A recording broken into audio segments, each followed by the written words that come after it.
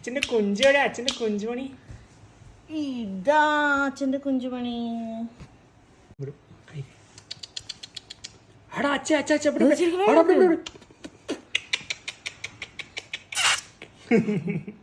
ചെവി വേണം. ഇവിടെ നോക്കടാ. 2 ചെവി കാണണ്ടേ? ഒന്നും ചെയ്യണം.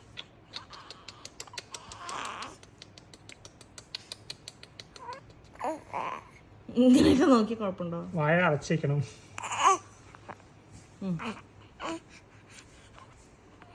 എനിക്ക് വേഗം